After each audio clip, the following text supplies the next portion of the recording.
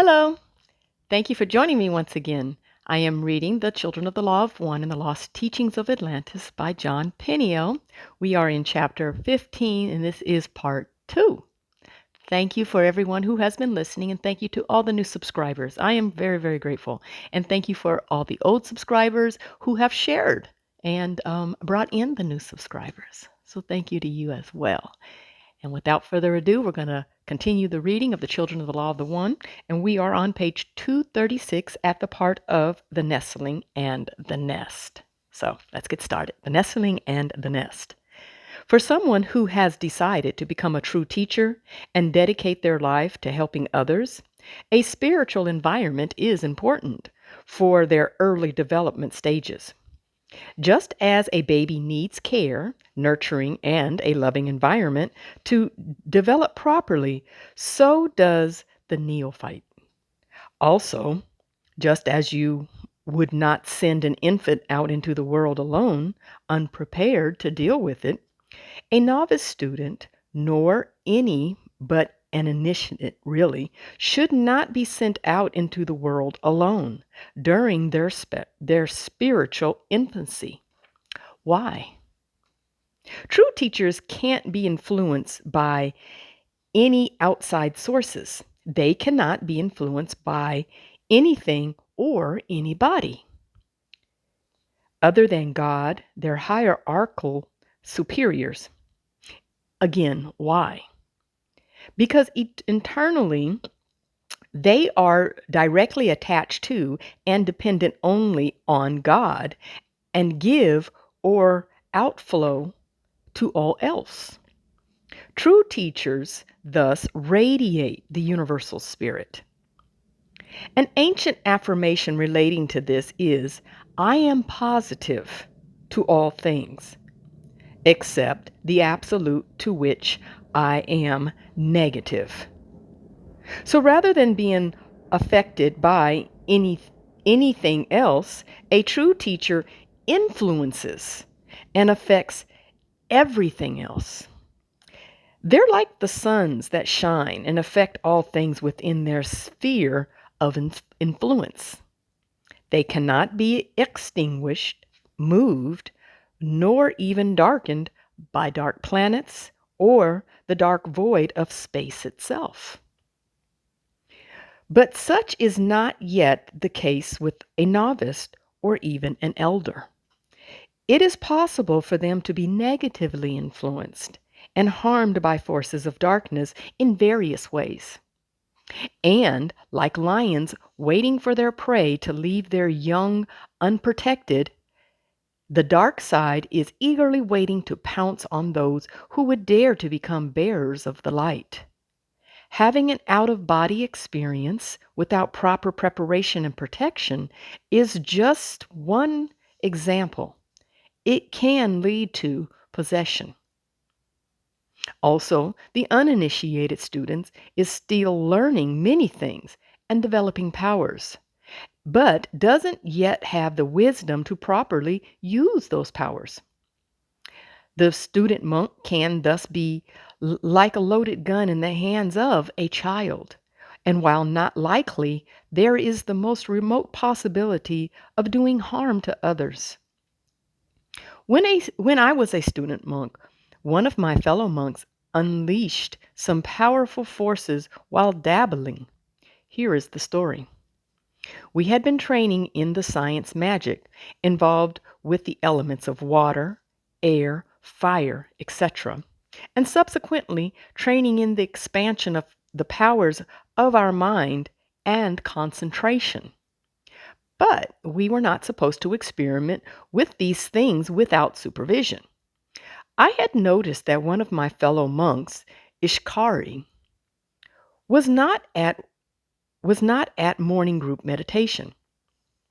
We had a close relationship and spent a good deal of time together. Thus, I usually knew if he was ill or working on some other assignment, so I went looking for him. I eventually found him in an isolated room at the end of one of the wings of the Great Cross building. It was on the top floor, fortunately, as it turned out. Ishkari, what are you doing here? Don't you know what time it is? No.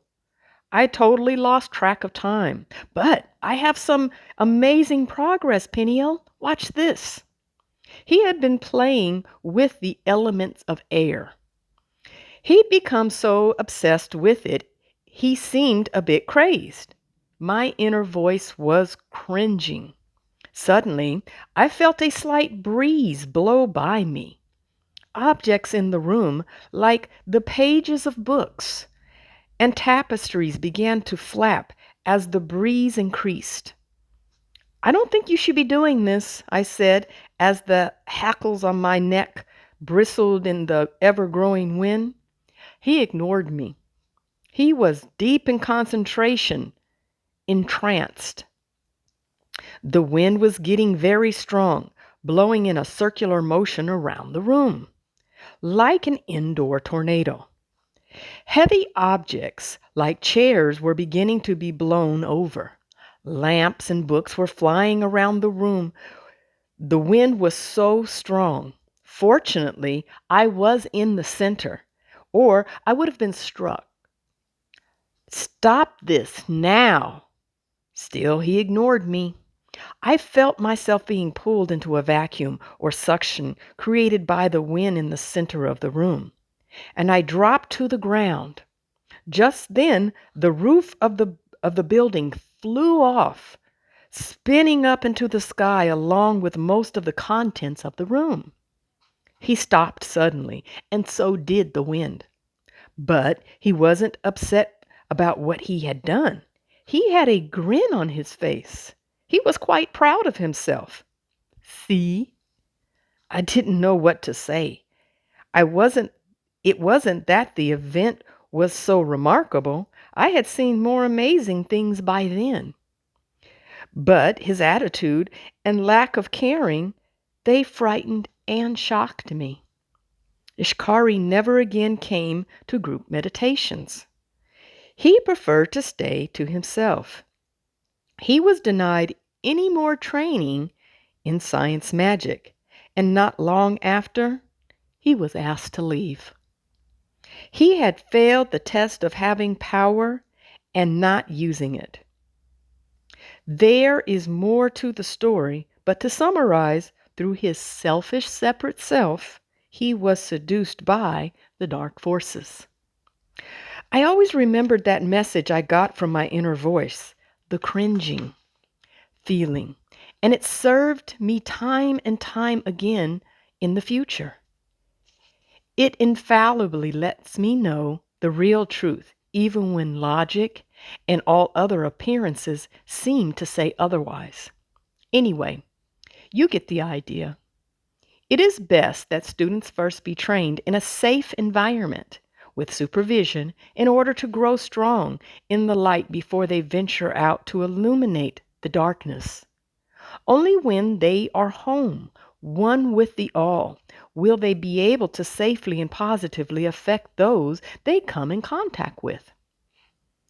Seclusion from temptations will until willpower is forged. If you are on your spiritual path, but not living in a monastic situation, you have not yet completed the metaphorsis to begin a sun, S-U-N, of unselfish love, you will find that the temptations of the world are great. The more you try to develop self-discipline, the more the separate self rebels and fills you with temptation. The self hits you with urges and desires stronger than you have experienced before. As you just read about Ishkari, even having the right support structure was not enough for him. It was hard enough being in the proper environment to survive the urgings of the separate self, let alone doing it on your own. So, being in an environment where everyone is doing the same things for discipline or development helps you get through these times while you are forging a willpower of steel.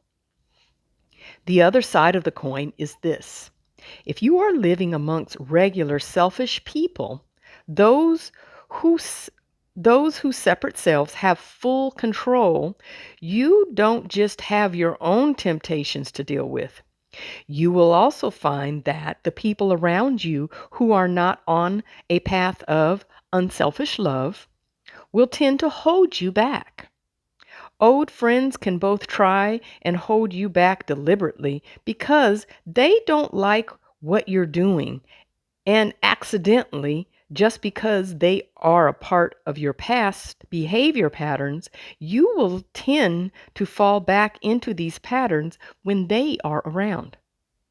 When around them, excuse me. This takes place in many ways, physically, mentally, and spiritually. Have you ever noticed how people take on certain traits of their close associates? There is an osmosis effect of influence. There is also a constant pressure to conform with your peers and not be different.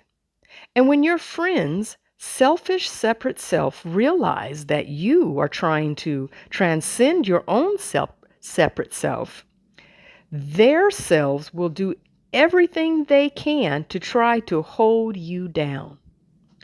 You are becoming a threat to them, or at least what they think they are. Other people's selfish separate selves would rather keep you in the hole you're in than have you get out of yours and start mucking things up for them. Witch burner syndrome. We've already covered that it is only right to judge others' path in order to determine your own path. And I'm sure you understand that condemning others is wrong. But even if you've mastered that and you have a deep, true feeling of live and let live, you will not be seen that way if you're on the path of unselfish love. Others will judge and condemn your strange manner as being immoral, blasphemous, evil, a, a, a scourge, a scourge on society, or whatever.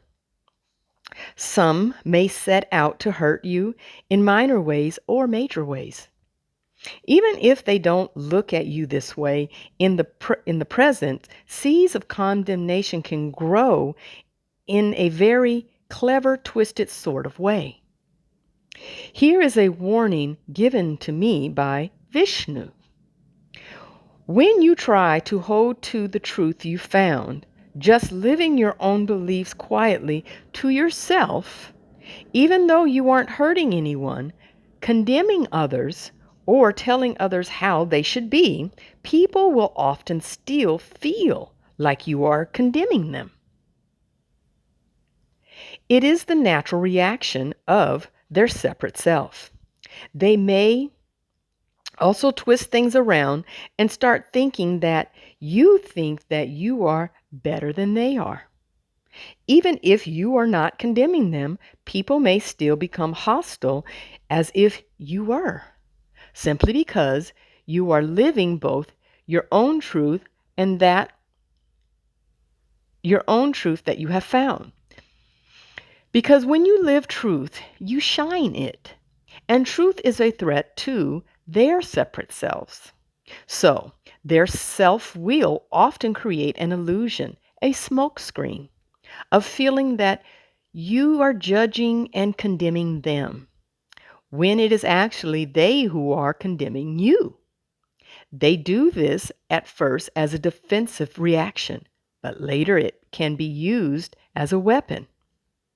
Michel added this: the I Ching tells us that in times of darkness, the superior man hides his light, yet still shines. A neophyte novice doesn't really know when it is proper to hide his light. and when he should let it shine unrestricted. Thus, a monastic environment offers protection until the neophyte is fully developed. Don't bring me down. Vishnu again spoke. Outside of your monastic environment, one way or another, you will be targeted for the negativity of others, including friends who don't see things the same way as you. Then there are those friends that may see things the way you do, but they are not willing to change. In either case, they will be negative towards you to some degree or another.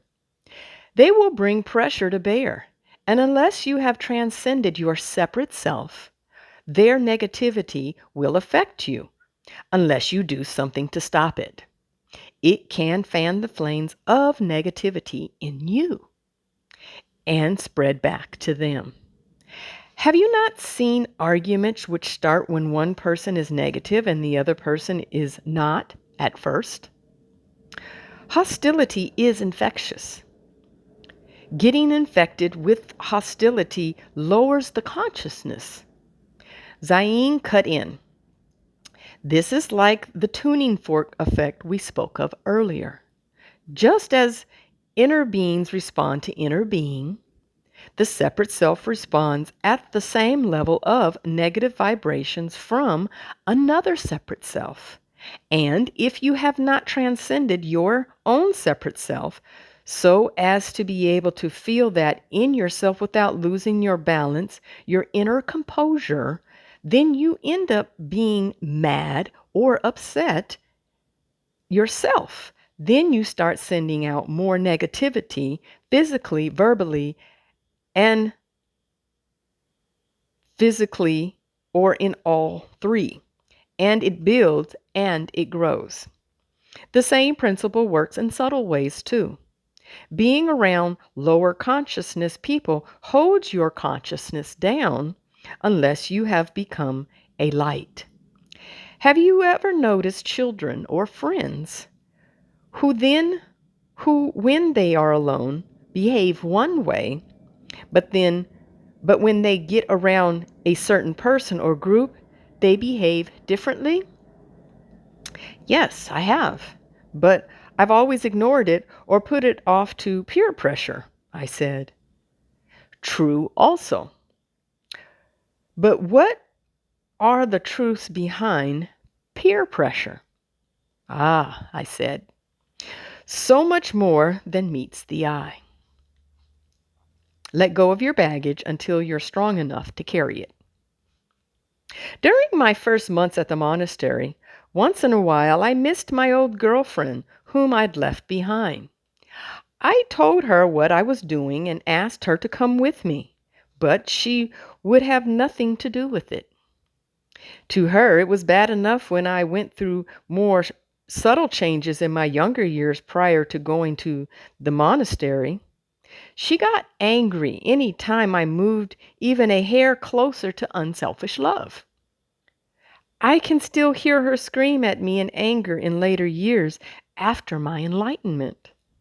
You love everybody, she said. She said it like it was a degenerate crime. Why? Because her separate self had no possessive hold on mine. I knew our parting was for the best, though.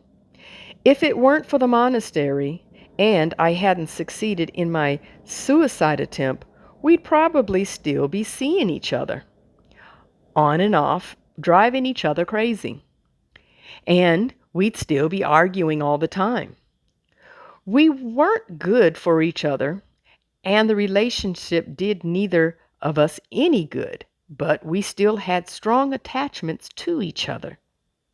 What a strange thing to have strong attachments to someone you can't get along with and sometimes can't stand.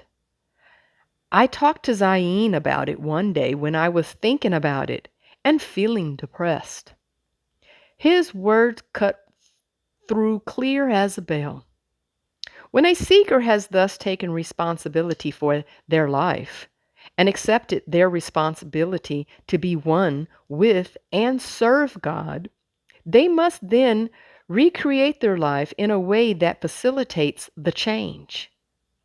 A change from living for the separate self to living for the manifestation of the universal spirit.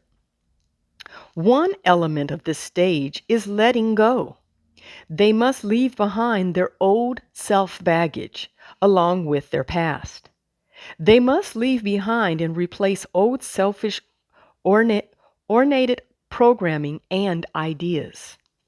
And they must let go of attachments to people from their old selfish oriented life, who they have self oriented behavior patterns with, and whose thus impede their spiritual development.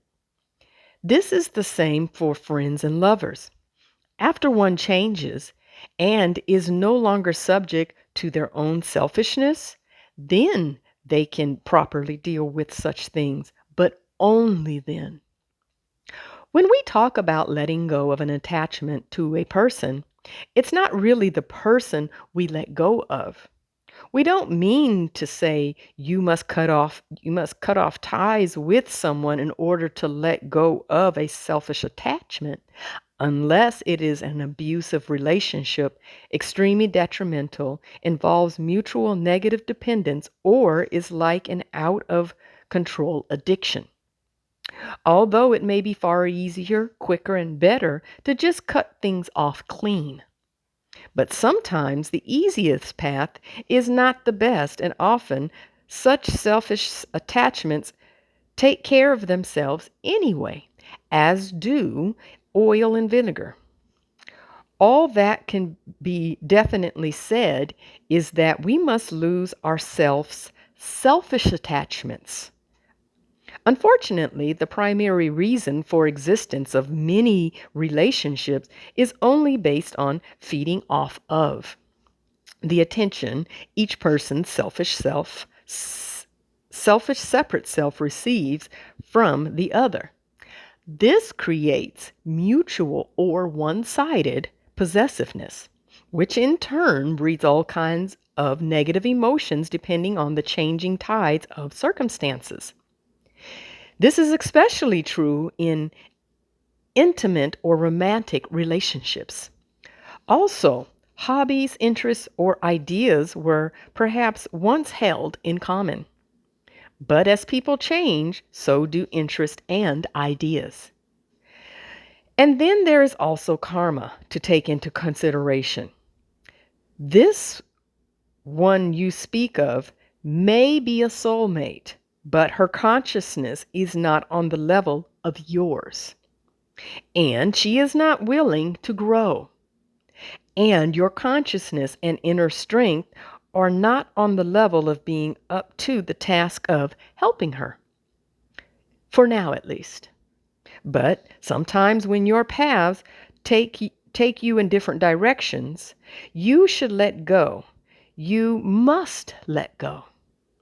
And even if you refuse to let go, sometimes fate gives you no choice. Always remember, though, those who truly belong together will never be parted forever, and often not for long. But in any case, you must free yourself from your attachments to those who have any measure of negative influence over you or impede your spiritual growth, your flowing with universal will, or your manifestation of God. Unselfish love, God's love, is impersonal. It loves everyone. It is the separate self that cuts us off from this and prevents this. And one of the ways it does it is by developing separate self-oriented attachments.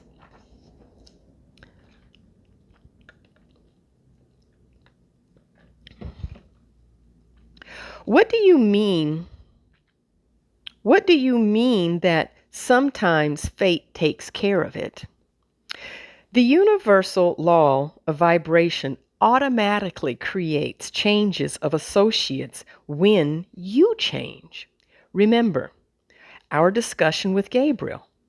Oil and vinegar are of different molecule vibrations, and they will seek each other, and they will each seek their own level, even if you mix them up. If a part of the oil changed to become vinegar, it would join the vinegar level and be surrounded by vinegar, and vice versa. As you change your level of consciousness, your vibration, to a higher one, you rise to a new level where new higher consciousness friends will be found. Those of the old vibration that do not change as you do may try to hold you down. But if they are unsuccessful, they generally just ultimately fall away and stay behind in their own choice of worlds, their own choice of consciousness, all of their own accord. To them, your changes make you weird, boring, and no fun. And to you, they also become uninteresting, shallow, and boring. When this happens, it may initially feel like a loss, but when you merge into your new higher level of consciousness and find those who belong with you on the same level, it feels wonderful. It is an incredible feeling to find your new higher companions, soulmates, or soul group family. Before you can change and find your new natural vibrational level, you must make those changes happen. Selfish oriented relationships are virtually the only kind of relationships non enlightened beings have. The spiritual seeker needs to get free from the negative effects of such relationships. While selfishly based romantic relationships are a big problem, the more subtle relationships with friends and other relationships offer problems and challenges also.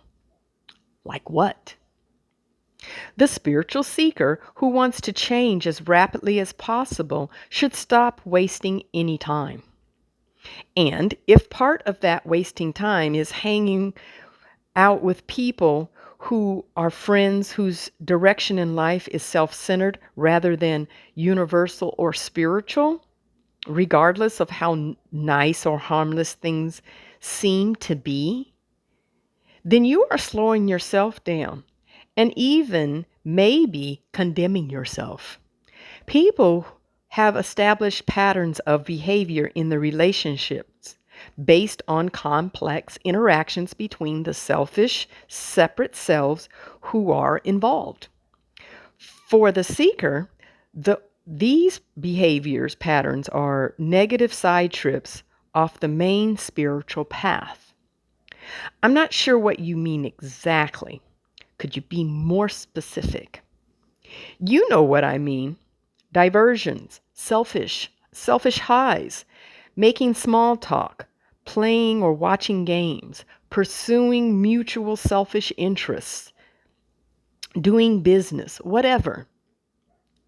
The behavior patterns of those who are in such self oriented relationships are selfish, separate, self supportive, and thus negative. And the patterns can't be changed until a student is totally free from his own selfish, separate self. That's one reason there have always been monasteries and convents, so people can focus only on their growth without any diversions or temptations even offering themselves until they have either achieved their goal or become strong enough to be uninfluenceable. So you mean avoid things you have in common or do in common that are fruitless? Not just doing things that are fruitless. An entire association can be harmful. Just like addicts or criminals, there are many subtle, seemingly harmless behaviors that can negatively affect you. Whether it just takes a moment away from your growth, which can be that one extra moment when you needed to achieve enlightenment before you die. Or it takes a moment away from something vital that you might eventually be doing to help others once you are serving God. Or something that actually is directly harmful. A former criminal who really wants to go straight should no longer associate with former friends who are still criminals because they are likely to commit crimes again. True? Yes. A drug addict who really wants to kick the habit should not associate with drug addicted friends, or he is likely to use drugs again. True? Yes. The selfish separate self is similarly affected by other selfish separate selves. Thus, the true seeker of spiritual change who really wants to change must treat his separate self addiction just as seriously. And if they want to be more sure of staying on the wagon, they need to keep away from both the drugs that feed the addiction and from those who are addicts. Like I said, that doesn't necessarily mean never seeing or talking to your old associates again, but it is obvious that you need to stay focused on freeing yourself from your own selfish, separate self. Kick the habits totally and become immune to the negative effects of being around the other separate selves. Otherwise, you will never be truly good for the person in that relationship, and they will never be good for you. That is one of the functions of monasteries.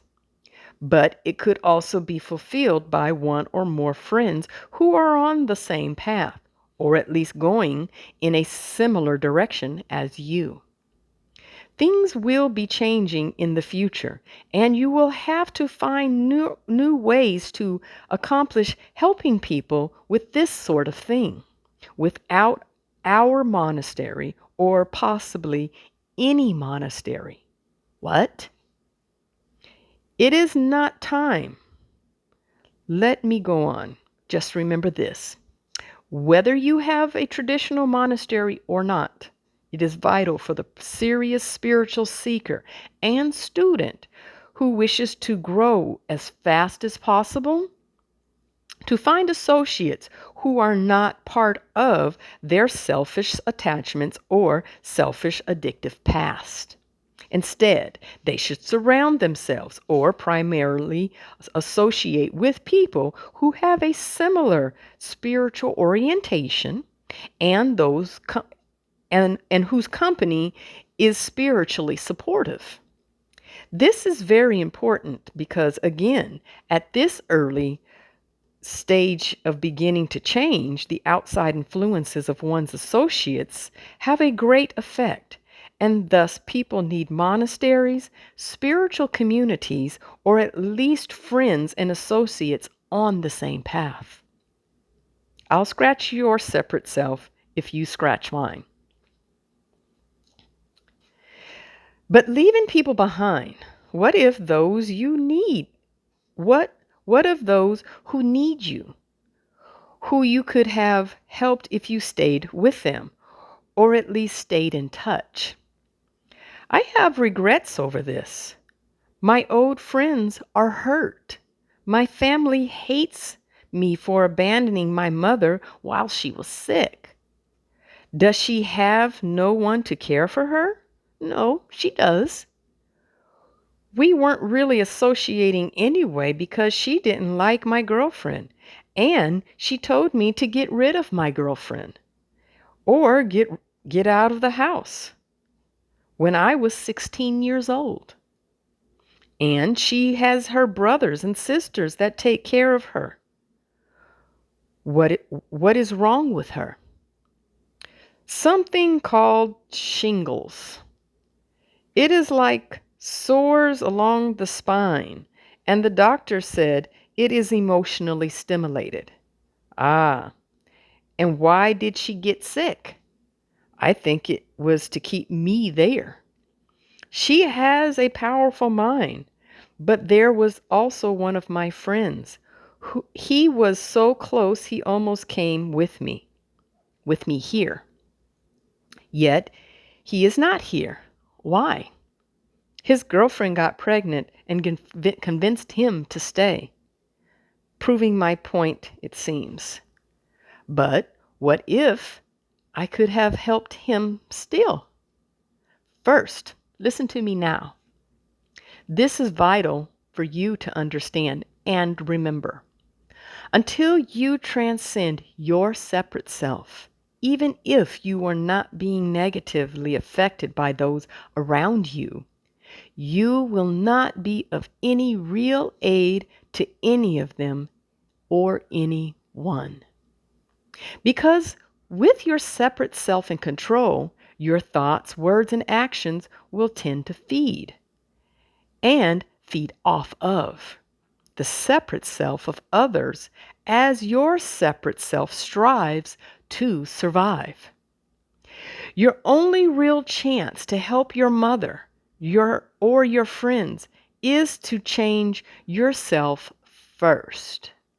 Secondly, you have so many to help.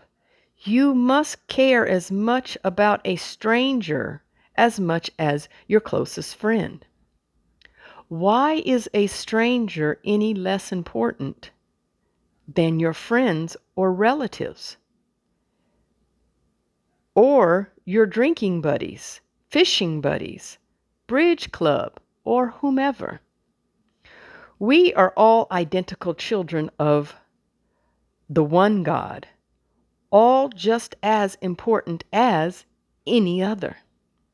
The beggar in the street is as important as the king of the world. If you don't feel that way, you don't have unselfish love or universal consciousness. And you are less and you are useless to anyone. All beings are part of the one, all the same underneath, all children of the one God. And you have many you will help. If you stayed behind, what help would you have been to anyone, including your mother or friends? Honestly, you just may be able to help your mother and your friends after you truly love them. But that will also be up to them. You are still just selfish and uncaring yourself. So, how much help can you be now? None. Thank you. It is much clearer now.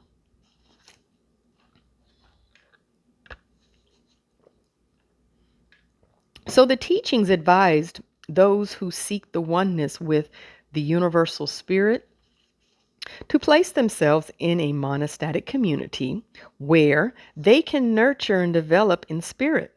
It doesn't need to be big. You can do it with a couple of like-minded friends or relatives. As long as everyone understands the rules of interaction, giving and living with each other. It would also be good to have a teacher in such situations, but even without one, there definitely needs to be a head for the body that everyone agrees will have final say so and has a good amount of respect for, at least initially. The teacher doesn't necessarily need to be living with you, although that is the most desirable.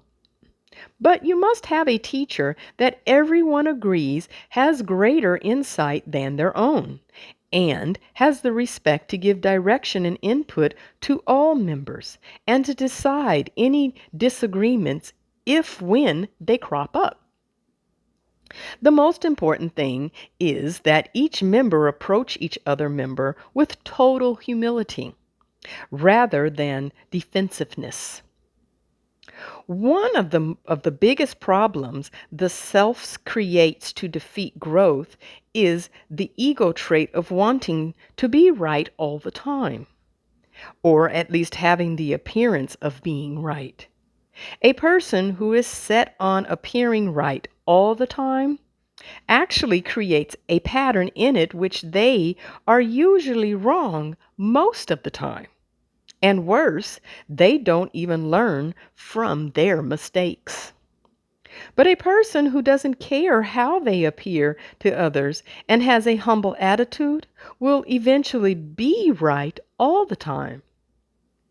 A musician who is afraid to hit wrong notes when they are learning or playing will learn far slower and be a much poorer player than the one who takes the risk and goes for it and doesn't care if he looks foolish because he hits a wrong note once in a while. That one will be the faster learner and ultimately the greater artist. Be be humble and you will grow. Be the lowest and you will be the highest. Excuse me. Give only to the Spirit in others. From Vishnu. Through practicing giving within your circle of like minded people, you will eventually know well the difference between giving to the separate self and giving to the whole being and inner being. Eventually, you will be able to give to the entire world and even to those who would selfishly take, for you will be giving what they need for their spiritual development, rather than nurturing their separate selves. One hand washes the other. From Mishael. The ideal state of things is for everyone to be giving all the time. This is the state of paradise. In an ideal material world, this would include material things.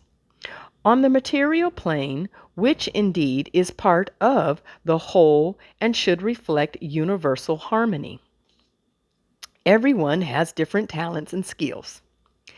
And if all give, all needs will be filled. For example, a seamstress makes clothes.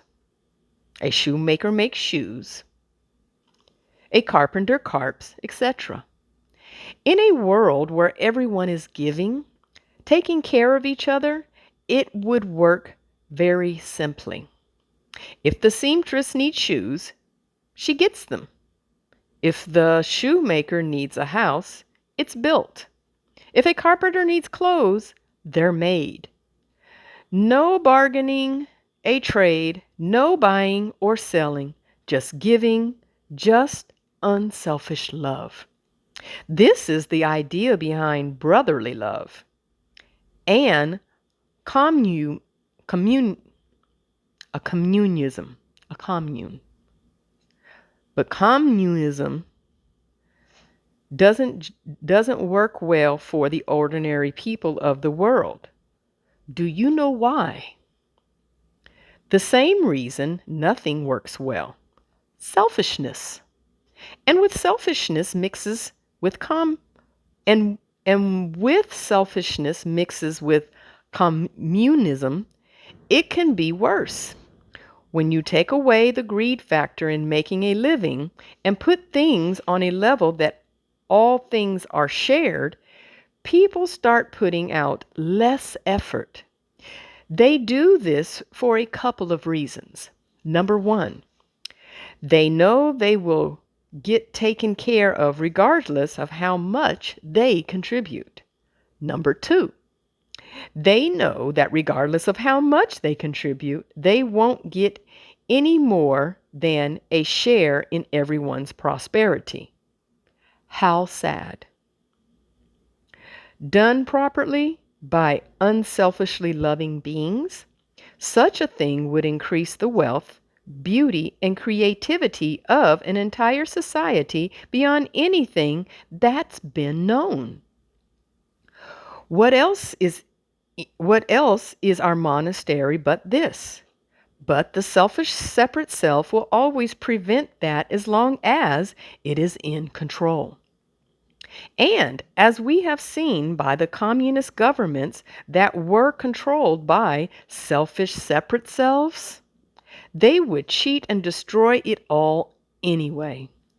The only reason it can work in a monastery is because we can control it here so much better, so much more easily, and the main concern or direction here is to become selfless and giving, not just to share everything equally and selfishly and selflessly. No, that's wrong.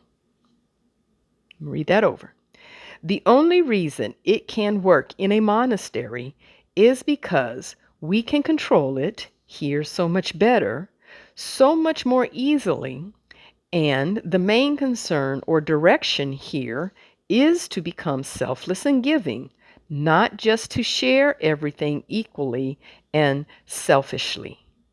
Fortunately, until the whole world can live together in unselfish love, we have the mini world, the mini society, the spiritual community, where those who desire to can open up and give of themselves. In a monastery community such as that, everyone is either already unselfishly loving or working towards achieving that. And such joining of forces makes for a much greater force.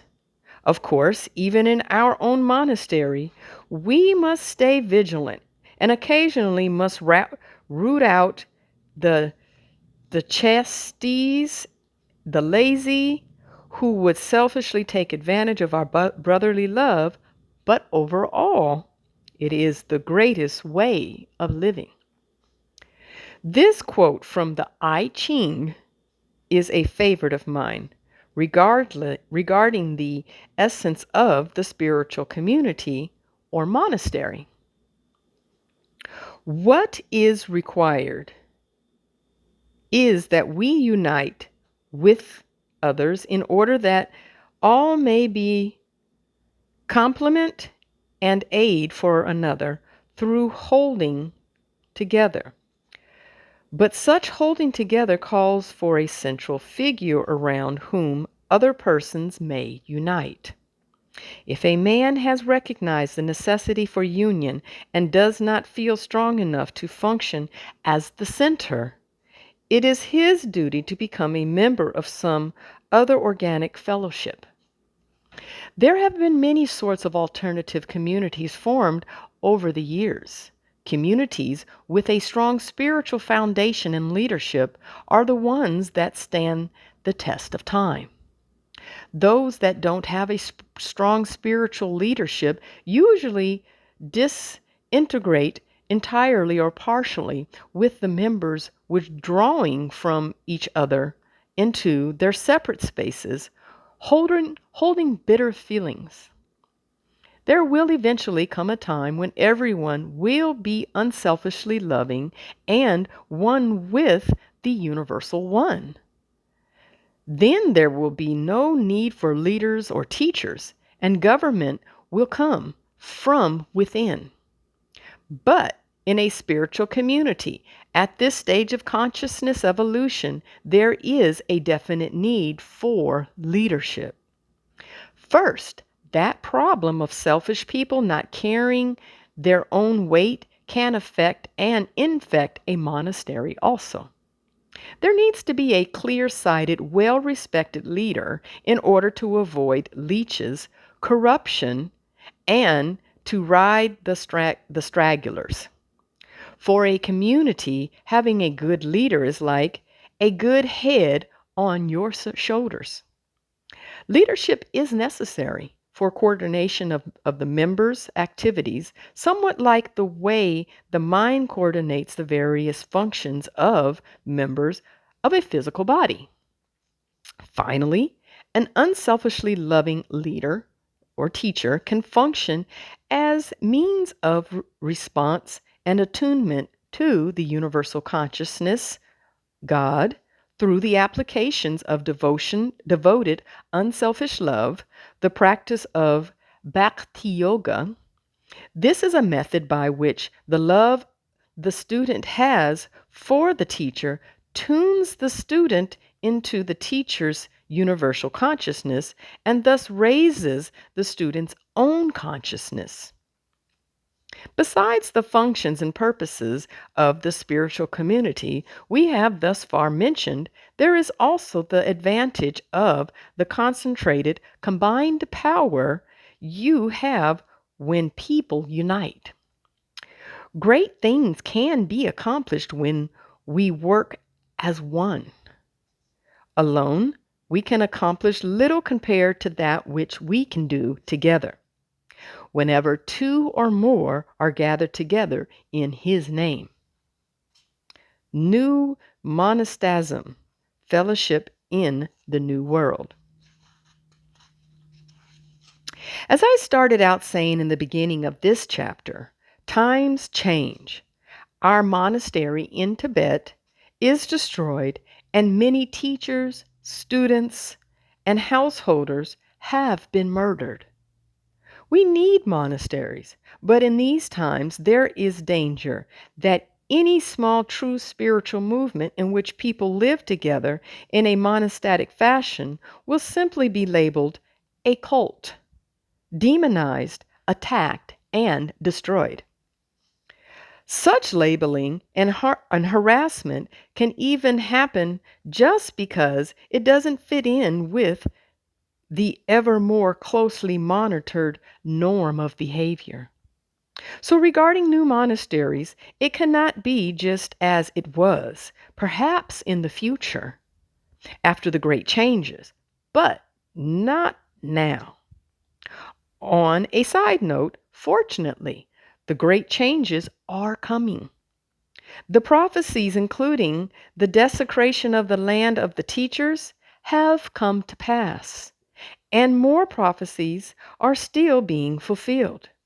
Just today, I saw the destruction of the church of Assisi, where St. Francis was buried. It was devastated by an earthquake. It was a sign, a fulfillment of prophecy. Also, as I write, a cloud of smoke half the size of the United States is choking people around Asia. And the incredible fires that are causing it were started by humans destroying more fertile soil. And humans changing the atmosphere of the earth itself, El Nino phenomenon, dying griefs, giant holes of ozone depletion, overfishing of the oceans, you name it, there it is. As humankind's stupidity brings nature's reactions, we are accelerating towards change. More volcanoes are activating and erupting. People everywhere are dying of drought, flooding, and new diseases. Famine and economic collapse around the corner. Many people don't see it and don't want to believe these things are coming. They're in denial because they're afraid. It's quite natural because the scenario can be frightening. But seeing what is really going on and what is coming is just a matter of opening your eyes and looking at it without fear. It helps if you see it as a healing crisis rather than just a horrible, meaningless destruction. Back to the new monastasm. For for some of you, this book is just somewhat interesting and somewhat boring reading. For others, it is what you have hoped for. I know it is for me. And you'll want more. For you, our order is still here, but the outer form has been forcibly changed, and a new one is being born. Some of our ways of life of the past are gone. Time is short, and we must adapt or cease to survive entirely. Thus, we must use the tools of these times to our own ends as much as possible. The future will see the building of new monasteries, centers, or communities. Perhaps benefactors will come forward to help, but in any case, we will find the means if it is in the will of the universal spirit. But as long as one of us is still alive, we will always carry on our work with or without our primary monastery. There are still teachers around the world for those who want, need, and are ready for one. And advances in technology are also affording new ways of reaching and helping large numbers of people in many different ways. The vibrational sounds can accurately reproduce and made available to the masses due to the advent of audio CDs. We now have websites that allow people to read free chapters of this book, learn meditations online, get books, vibrational sounds, yoga videos, music, and other tools for conscious raising. It also serves a dual purpose because the funds coming from it and mail orders help support our endeavors and monks, which in turn helps us help others. If we are able, we also envision creating a unique spiritual resort where people can come and spend time in a secluded, beautiful setting and spiritual environment. Guests would have many options. They could just relax and enjoy the beauty and pristine nature, take walks along meditative paths, participate in group meditations and discussions, lectures, be alone with themselves, and meditate at high energy vortexes, or learn new meditation, yoga, or interpersonal golden rule transformational techniques. The internet and telecommunications has also afforded new means for spiritual interaction. If you want to network or contact a teacher, elder, or novice, you can still use mail, of course, but now you can do so via email. See end of book. The company who handles our mail orders can also set appointments for an elder monk to call you if you really need to speak with one. We can even help those of you who wish to network with each other or form study groups with to get in contact with each other. Anyway, in the world, you can now stay in touch with each other and even work together. What a strange, horrible, wonderful time. Note, we have been swamped with letters, emails, and people requesting calls. Unfortunately, we just don't have enough time and people to keep up with the volume. So, if you write or email, please keep in mind that we may not be able to get back to you for weeks, months, or even at all. If you have a very important message, you could leave a message with the mail order company that handles our products. Number in the back of book. Okay, that concludes chapter 15 in the reading of The Children of the Law of One and the Lost Teaching of Atlantis by Jon Peniel. Very informative, very enlightening for me at least. Thank you for listening. I really uh, I know that you're enjoying it. I don't need to hope that you enjoy. I know that you are, just for simply that you are listening. Share it with someone. Spread the good news. For we all know that we are in a healing time, a shift, a cleansing time. And all, information that is in this book is helpful to practice, to share, so that we may be in a better place overall. Well, until next time, we'll be on chapter 16 on page 247.